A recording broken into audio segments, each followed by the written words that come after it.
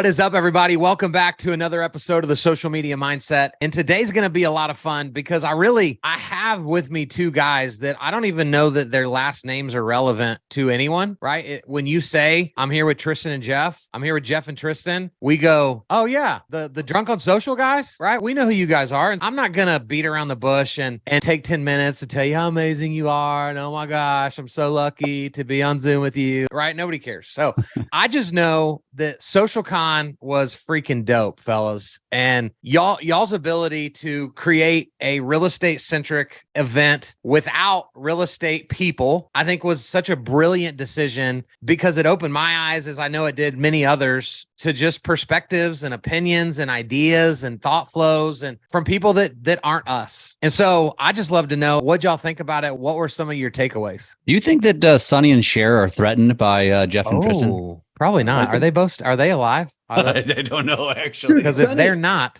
then they're not threatened. Sonny's dead. JJ, dude, let's talk about your book that came out during Drunk on Social. So it did. That was great timing. On stage. I ordered it from stage. Did you really order it? Because you did it so fast. It felt like it might have been fake. It was already on my cart. So I just clicked go. Okay. I love it. I appreciate that. And your book will be out by the time this thing releases. Is everything on schedule for your book to come out on the 25th? Looking good. Now we're just waiting for JJ's book. I need to get a pen out first. Write it in ink. That'll be really unique. That'll be an amazing. I'd buy the only copy, dude. How much would yes, it be? You would. So, did you have one big takeaway, or were there several that you walked away from SocialCon and went, man, like that alone was worth being there? I'll go first, Jeff, on this one because I have two things. One was the repeated message on consistency that I'm just not doing enough and I'm not showing up enough. And I was like, I felt that. I was like, man, and if I felt that,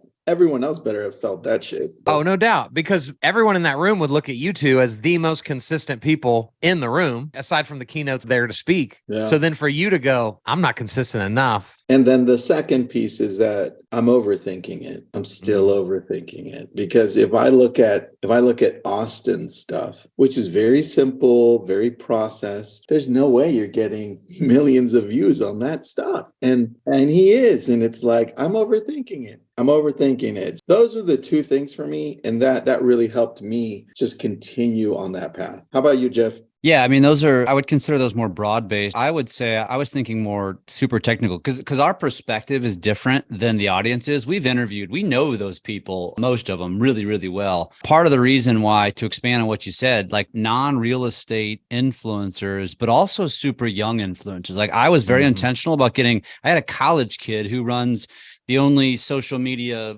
that's like some sort of mastermind or groups across the country. This kid is going to be, Dylan's going to probably be more successful than anybody in that room when all is said and done. And then Gigi and London, there's a bunch of them that are in their 20s. And I think that getting the perspective of a Gen Z who has grown up in this and truly understands this better than those of us, we've evolved with it. And I think a lot of people look at that and say, I don't understand what I'm going to learn from a kid, right? And I think just wrapping your head around that mindset. So for me, it was more technical stuff. It was stop overthinking going live on TikTok and then understanding how to use going live on TikTok. Because I have a very strong audience on TikTok that's very niche down. And I'm like, damn it, why am I not doing this? And so it's not like I hadn't heard it before, but hearing it from a different perspective. And Kenya with the 501 personality, I just love how she articulated that. It was so cool. That was one of my big ones. I love, because everybody knows what that means. The audience might not just right this second, but I'm saying once you explain it, when she said it, oh my gosh, 100%. Yeah. We all have that post-work personality that comes out in us. Explain it to the audience so that we don't continue to talk through it without giving them that story. I mean, it's your real you. I think for most of us, we have this perception that we need to be either professional as when we press play or on social, or I think we maybe get a little uptight when we press play on social. And we feel like, ooh, I can't show that to my audience because I might lose followers. And the reality is that you're actually probably losing more engagement and following by being too professional because that's not what social media was designed for. And so your 501 is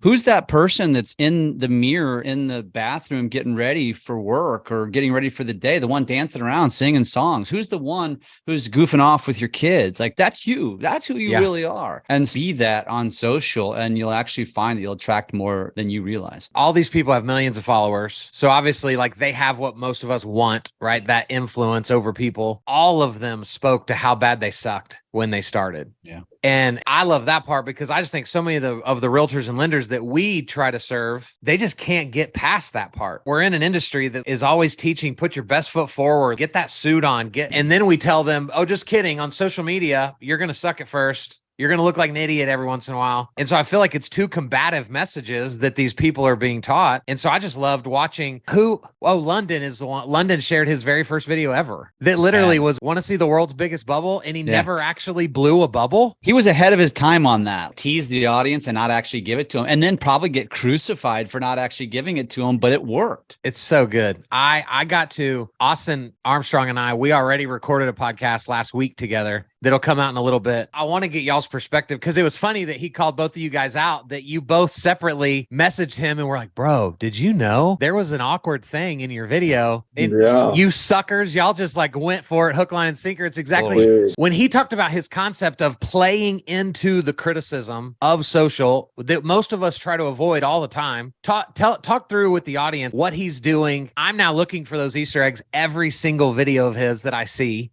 Talk through that. Well, most people aren't. I think that's the thing. But when you notice it and you're watching the video for his specifically, when he's showcasing what website to go to and he's flipped the camera over and be like, hey, this is the website you should go to. He's hovering over the tabs, and one of those tabs, something along the lines of Elon Musk nudes or J-Lo nudes or something crazy like that. And people are like, what?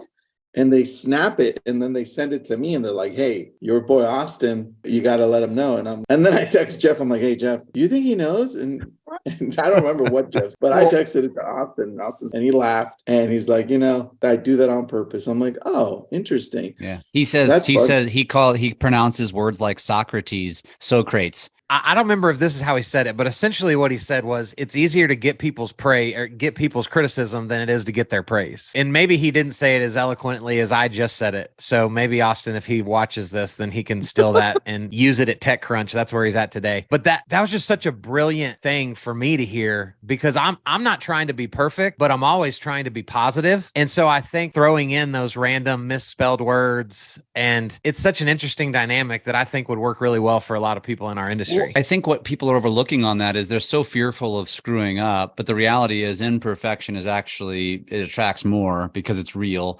But the other side of the coin is I think when doing this, I'm a perfectionist. So that my initial reaction is like, fight that. Like, no way, I'm not going to do that. But then you realize your audience is going to know what you're doing. It's the new audience. It's the new followers you're going to pick up as a result, which seems kind of backwards. And I just pulled up, Tristan, remember this. I did a video last year where I was talking about boating rules. It's my TikTok and Lake of the Ozarks stuff. And evidently, I didn't know this until then. The Lake of the Ozarks boating rules are not exactly the real boating rules. Like we just make up our own rules because it's a very unique lake. And I was talking about something. Bills, that sounds safe. Well, now I got crucified. I was like 50-50 crucified versus defense. And there was 170. I was just looking at the analytics of 176,000 views, 3,000 likes, almost 1,500 comments. That's insanity. And you know what I was noticing, Tristan, on the retention? That was a 8-second video. 25% of 176,000 watched the entire thing. Because one of my good buddies, Sean Curley, is also my partner who also has a place at the lake. He was like, I love that video because I just loved watching you get crucified. And I'm like, and then after now it's gone through, I'm like, I need to do more of that. I need to intentionally just mess with people and just to get the engagement because it grows your following. And then it's a fascinating concept. Do y'all think inside of this thought process, can people do intentional like real estate videos this way? Or is it because that's their profession, they don't want us to be seen as like a moron that could say something? Is there a line here? Because you asked, you can walk that line pretty good, dude. I think if you take into consideration a good portion of Southern California, there are no basements. So I could take a stance and say, hey, basements are for stupid people. Or why a basement, guys? Like, you got it all wrong. You don't need a basement. And then I can tell you instantly that I will get crucified, right? But then again, I'm a real estate in SoCal. I'll get defense. It's like, yeah, basements are stupid. They get flooded. Earthquakes, I'll crush down. Then it's like, well, what about the extra square footage? I think we can do it for real estate. We just have to find the right angle. How about have you ever heard of Zillotastrophes on TikTok? Oh yeah, man, that's I'm true. gonna send this to you, Kyle. And so what she does is she goes and just finds she's finding the listings on Zillow, taking the pictures and then talking about them. So she's talking about like crappy looking pictures, that picture where somebody didn't realize they were in the mirror and they were naked, or somebody sitting on the toilet. Like that's the kind of real estate stuff that will Yeah. grab tons of attention.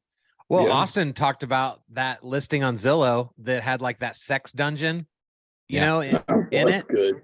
and just the plays that got because of obviously how shocking that is when you're seeing a home tour and all of a sudden a bunch of sex stuff pops up. Dude, I mean, we can go further on this. It's like, what about just grabbing your phone and going through, if you're in a city, going through all the park benches of all the different real estate agents and be like, which one's a 10? It's like boom, boom, boom. Or for sale signs, it's like, which one looks best, guys? Oh, that one's stupid, but this one's good, right?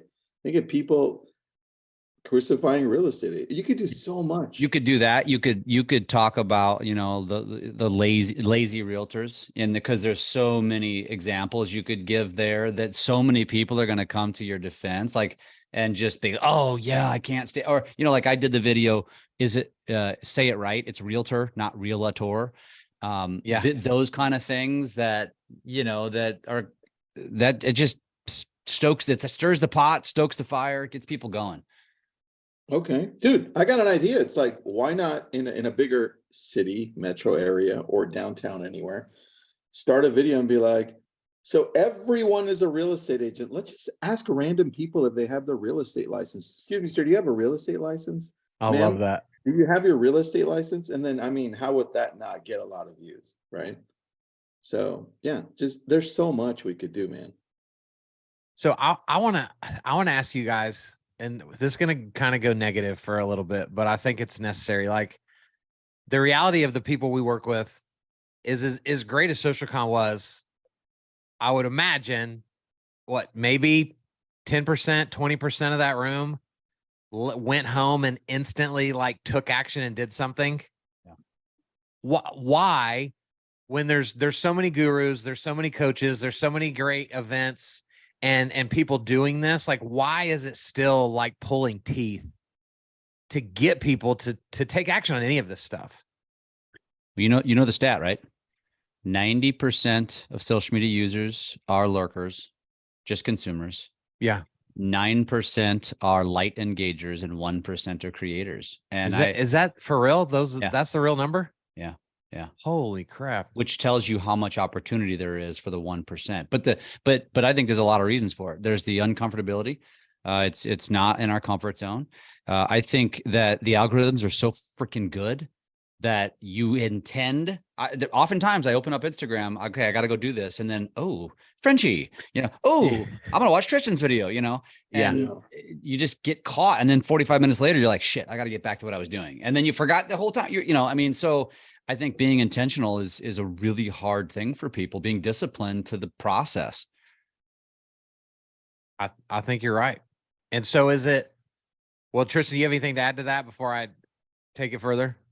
No, I don't think so, except the fact that I think people forget that this is like door knocking or like cold calling or like anything else. It takes a lot of failure to figure out how you're going to be able to do it better for yourself. 100%. I interviewed a guy this morning that'll be a future episode on the podcast. He's a lender out of Florida, and he's the kick butt mortgage guy. That's his brand.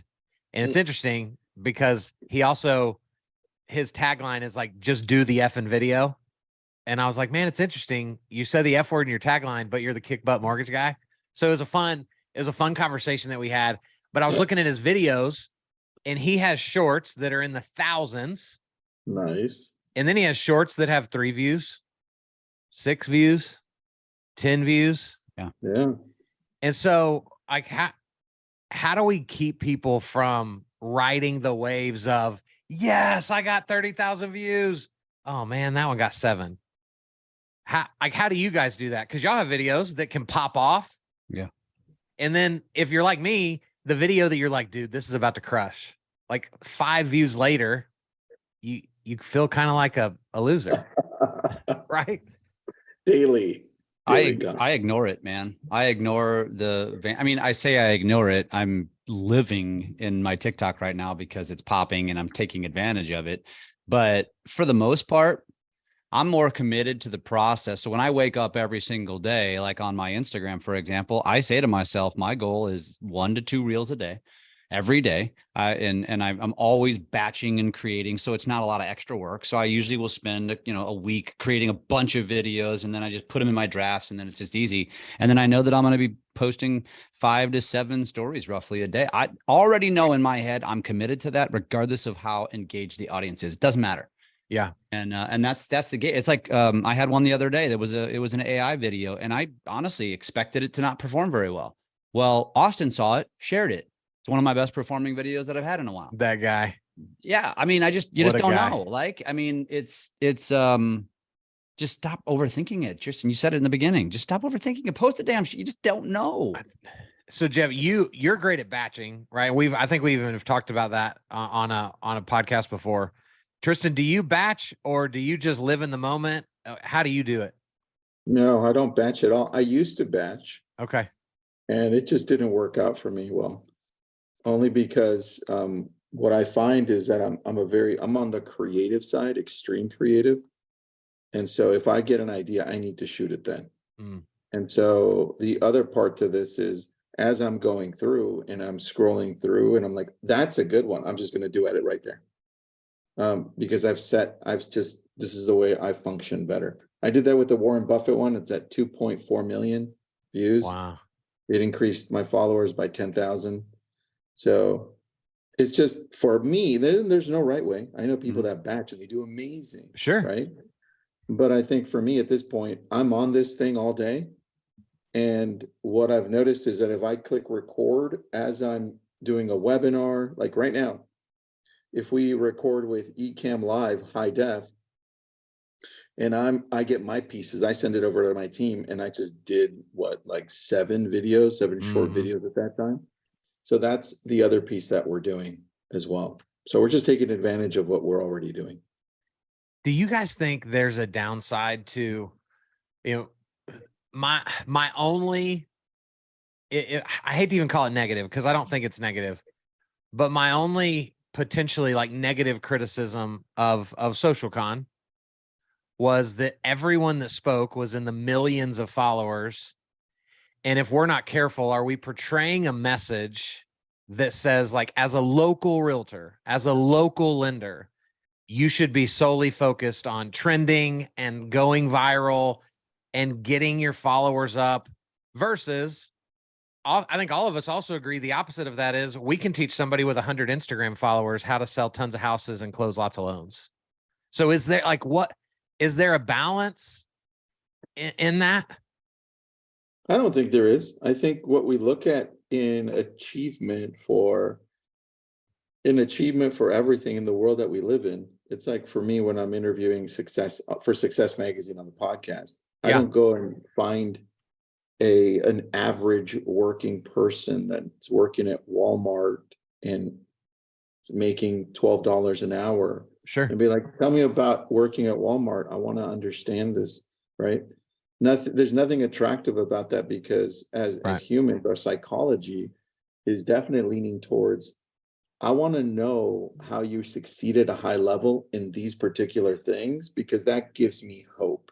Yeah. Right. And we're driven by hope. So I don't think so. I think that it's a normal thing to do, and we should aspire to be way better than some of us think we can be. Yeah. Sure. 100%. Followers are a byproduct of consistency and quality. And we get so caught up in, I don't have enough followers. And then you get paralyzed by what to post. And the reality is, yeah, I mean, it's not about vanity. So yeah, back to what you said, Kyle, the people that are on stage are true influencers. They've figured out how to grow not only an audience, but also now grow a business as a result of it. And that's what we want people to take from it. Not, oh, damn, I need to have 10 million followers like London in order to be relevant. That's not the point. The point is they've got equations on what works. And one of the things that I did talk to people about, and by the way, we critiqued the event very hard. There's a lot of things I would change, and we are going to change, but one of them will not be that, like having the people that are true influencers that are outside the box. That's going to be kind of our goal. We're just going to try to get them to niche down.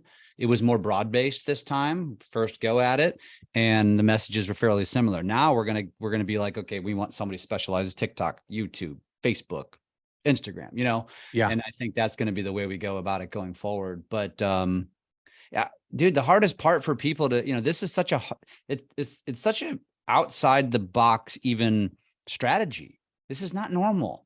And it's becoming very normal, and it needs to become very normal for people. And now here we are taking this already this uncomfortable zone that they're in, and even innovating it even further. And so it's really hard for people to understand. We, Tristan and I understand, we are not going to be for the masses. We are going to be for the 10%.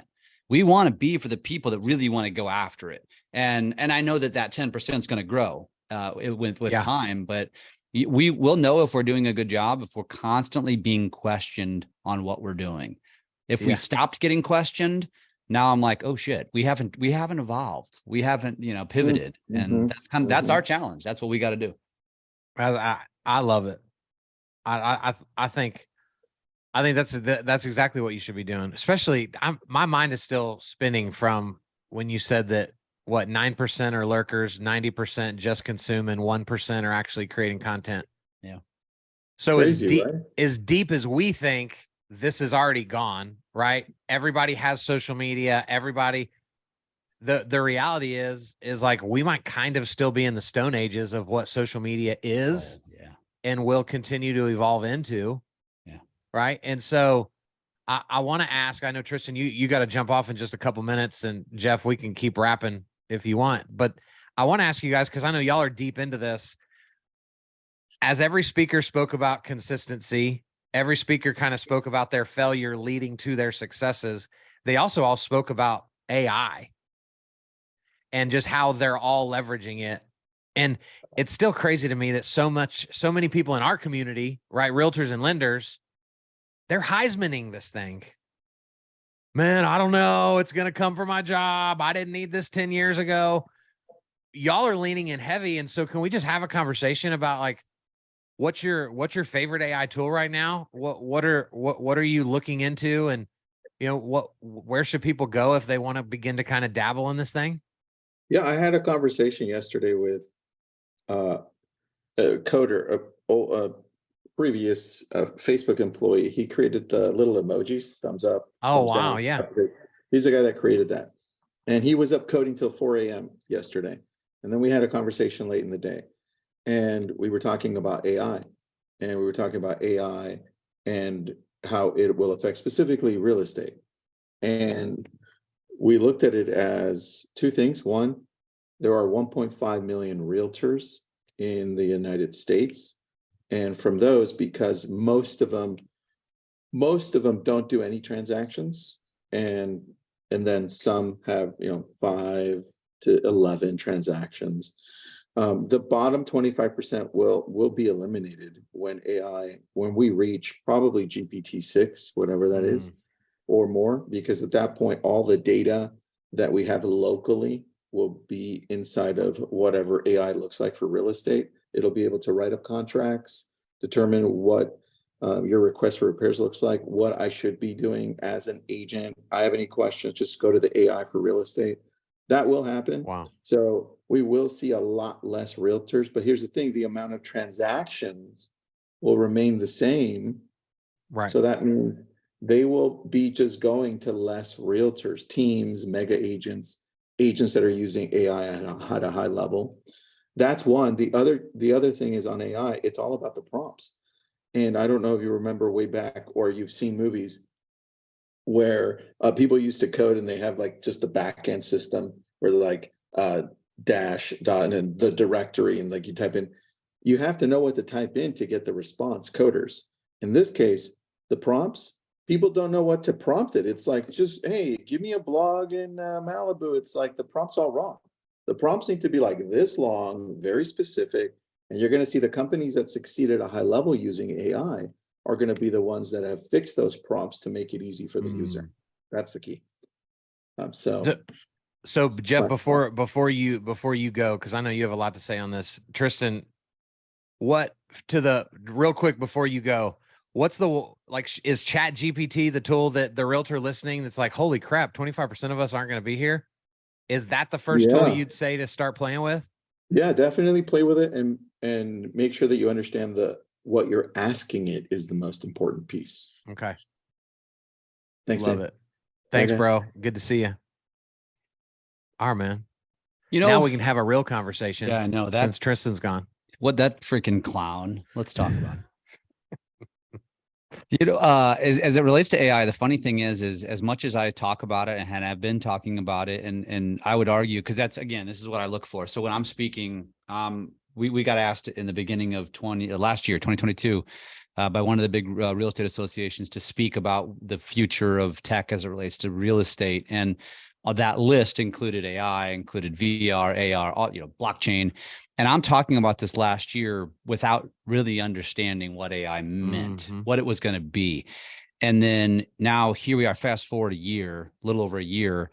And in just a handful of months, AI it's insane. It's going to be wow. The amount of people that I'm talking about that are building their own AI into their own platforms. Like apparently it's relatively easy. And so my prediction at the beginning of this year, 23, was by the end of 23 this year, AI is going to be so integrated into our lives, we're going to forget what life was like without it. Like we're literally at the end of this year, we're going to talk about AI. Like, gosh, can you believe it was only a year ago that we just first got introduced to this? And so I'm looking at it from that perspective. I'm also looking at it from the negative side. Everybody's looking at it from a positive side. And ChatGPT is amazing. Syllabi is amazing. Again, let's go back to Austin. I mean, it's a great AI tool that helps you create a social strategy in like 10 minutes. It's killer. There's AI built into Canva. It's everywhere. They're building it into business video school. I mean, it's literally there's gonna be AI everywhere. And here's the thing I'll say about it positively first. I don't think in the short term AI is going to replace humans like everybody's afraid of, but it will replace the human that doesn't embrace AI. Yeah. Right. So you've got to use it. But I also think, going back to the negative, that AI is going to have a negative impact on society in a lot of ways. One, laziness. I think people are going to get so caught up in using AI to quote unquote cheat time. Like this is going to be easier. I'm just going to take it, run with it, put it out. And I think the platforms are going to catch up. And I think humans are going to catch up and start to be able to identify what was artificially created versus what was created by a human. So there needs to be that element. Like you always need to keep a human element, but then the voice AI is going to really F up our world. Elon's been warning about this. I heard the other day, Elon warned the Obama administration that there needs to be regulation on AI or it's going to get out of hand. And from what I understand, the administrations just are not listening because I don't think they knew any better. Because you think about Obama, like, gosh, how long ago was that? Right? Feels like an eternity ago. Right. And now I actually saw a TikTok the other day and I knew this was coming. So these voice AI platforms where I can talk and the AI can change my voice to be Morgan Freeman, Donald Trump, Kyle Draper, anybody. And so you're going to get, here's the scary part. This doesn't, like, scam artists have a technical skill that the average human doesn't. This is going to require zero skill. So you're talking about some punk in high school is going to be able to dab into this AI and now change their voice because they're just going to use this AI recorder or AI, voice changer. And they're going to call your parents, one of your parents, and say, "Hey, Mom, it's Kyle. I just, something bad happened and I'm in jail right now. I can't really go into a whole lot of details, but here's what happened. I need you to wire over $5,000 to bail me out." And dude, it's going to be bad for a minute until people start to get mainstream. Cause I mean, there was a time when I'll use roofers. They were going door to door and they're preying on old people. My grandma got nabbed on this and she wrote like a $10,000 check. And Wow. it was like, and this is going to be a whole nother level of scam. And this is why I remember watching his videos last year when AI didn't technically exist in the mainstream world. It did for him. And he just kept saying, watch out, watch out, watch out. And boy, is he going to be right. And they got to figure it out, man. They got to figure it out, not to go doom and gloom here, because that's not really the point, but I want to open people's minds up to what is coming. It's real life. And what I love about this conversation is anything that can be used for bad can also be used for good. 1,000,000,000%. Social media. Bingo. And so I think the name of the game just has to be, we are willing to try anything. I'm not gonna Heisman anything. I'm not gonna let my inability to know how it works or whatever. I'm gonna say yes to everything one time, give it a shot, because we just never know what that next tool is that elevates us to a place we've never been before. You're going to say yes to anything one time? I mean, within reason, Sorry, I couldn't help myself. So Jeff, what are you, because I know how you and Tristan work. Y'all are relentless in your pursuit to create value for people, to create unlock for people, right? You do it through your mortgage business. You do it through Business Video School. Y'all do it through Drunk on Social, and even more things that I haven't even named.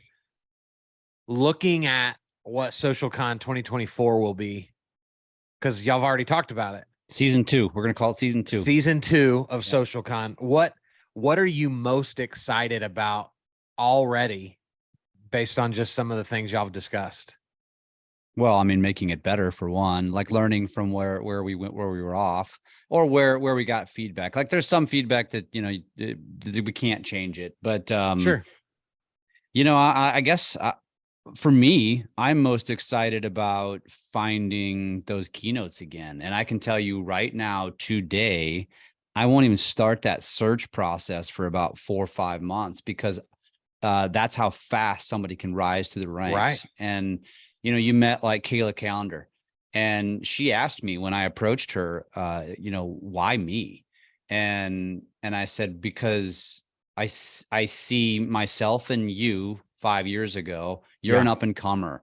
Austin was an up and comer at one time. London was an up and comer. And so, we've got a good friend, Neil Dingra, who is puts on this Forward event, and it's freaking massive. Dude's crushing it. He and I are always comparing notes. And, I've kind of made it my own personal mission to be different than Neil. Neil's doing it at he's spending stupid money. Yeah. And he's getting the Gary V's of the world. So it's a different mindset. Neither's wrong or right. Both are great. Right. Yeah. And so I think our vision, or my vision, is to constantly be finding the people that are pushing the buttons, grinding, and it's having an impact on their business, because I think, in my opinion, that is going to speak to the masses more than, Grant Cardone, Gary V, all of these massively successful people. Not that you can't learn from them, but I think when you walk away from a conference from somebody like Tyler Hassman, perfect example. Dude did it, man. He did what he preached, and he's only been in the business a year and a half, and he's crushing it, right? I'm recording an episode with him today. Love him. He's so great. And I think that that's going to be our MO. And so I'm most excited about those people may not even exist right now at the time of this recording in mid-April. And so it's kind of exciting. It's really cool to think that, we're going to keep trying to find the up and comers, and partially, just full transparency, we want to keep ours on a budget. We want to, we don't want to have $1,000 ticket event. I mean, we do have $1,000 ticket. It's a VIP ticket. I think it was well worth it. You experienced it, the private lunches, the private dinner, it was very intimate. My request of my speakers, unlike if I paid Gary Vee to come, I'm getting Gary Vee for an hour, maybe 90 minutes, maybe for some pictures, but he's not hanging around for 8 hours. And so when I get these up and comers, when we get these people that are our friends, they hang around. I mean, Kenya Kelly was front and center 2 days. Right. I mean, hanging out. And to me, that's priceless. If I have a speaker, and I won't name a name, but there was a speaker that came and went from the time that they were on stage, and I won't have that person back again, because that's not what I'm looking for. I want people that are I want it to be intimate. I want people to get to hang out. It's important to me. I like the bar time, whether you drink or don't drink. There's a lot of valuable conversations that go on there. And I kind of look at Social Con. Like, I haven't seen the movie yet, but the previews for Air, you know, I haven't seen previews. I haven't seen the previews, but yeah, I definitely see it. And just the whole premise of, like, there's these guys fighting for something that's never been done before, right? That everybody's like, you're going to go give all this money to this college kid that's not proven anything in the NBA because you just think that it's gonna be good. And so that's kind of the way that, like, I look at you and Tristan, of we're gonna go find these people that the world hasn't put their stamp on yet, but that we believe are making waves and doing things that people aren't doing and are committed to something that others aren't committed to. And so, bro, I think it's awesome. You know what you just reminded me to, we'll end on this, is one other takeaway. And you mentioned, like, the innovation, finding what's next. We are playing around with Lemonade, is the up and coming. My daughters describe it as a cross between Pinterest and Instagram. Okay. And the funny thing is as the threat of the TikTok ban, which I really don't think is going to ultimately happen, that's what makes this so funny, is that Lemonade's also owned by the exact same company, ByteDance. Interesting. And like, the government's never going to be able to keep up with this stuff because they're so clueless about it. Right. But yeah, Lemonade, I think, is, if anybody's listening to this thinking, all right, smarty pants, what do you think is going to be next? Right now, I would pay attention to that. You know, Tristan and I will be jumping on. I love it. We were the ones introducing Clubhouse to the world. We'll be introducing anything that's potentially new. And you know what? Here's what we promise with Drunk on Social. You don't have to jump into things right away. Let Tristan and I test them for a little while, and then we'll start getting loud about it. If we think it's something like TikTok, we'll start to get loud about it. But here's the advice I'll give somebody. When we start to get loud about it, don't wait and see. Right. Jump. You have nothing to lose. And if you get in early, opportunity tends to huge, man. Guys listening, if you're not a part of Drunk on Social, go search it on Facebook. It's on, you guys are on Instagram. Go find them. Incredible value there. Cost you absolutely nothing. And then, Jeff, is there a way for people to go reserve their spot for season 2 of Social Con? Man, yeah, we'll have to get you that link. You could put it in the show notes. Yeah, we'll put it down there. There is. I'll have N send that over to you. Absolutely. Good question. Thank you for that. And of course, I mean, I will tell you this: if anybody wants to know, like, we're everywhere, Drunk on Socials, on all the socials and stuff. But I think my opinion is, and I even put a video out about this last week. If you miss, we post a lot every day. And so if you miss a couple of days, shit gets buried, you might miss it. I recommend subscribe to our newsletter. We put out 3 a week, and awesome. That way that doesn't get buried. I mean, yeah, I guess it gets buried, but you can kind of set them aside. You can flag them, and that way you just quickly peruse them. They're usually very short. They have 2 or 3 topics, and you can just peruse, and that way you can stay up to date on what's going on. I would say subscribe to our newsletter. That's the best place to not miss anything. I love it. We'll have all that in the show notes. Appreciate you, bro. Guys, we'll be back. Not with 2 people as great as Jeff and Tristan, or at least Jeff, since Tristan's not here anymore. Nobody cares about him. But we will be back next week with a really cool person with an even cooler story. See ya.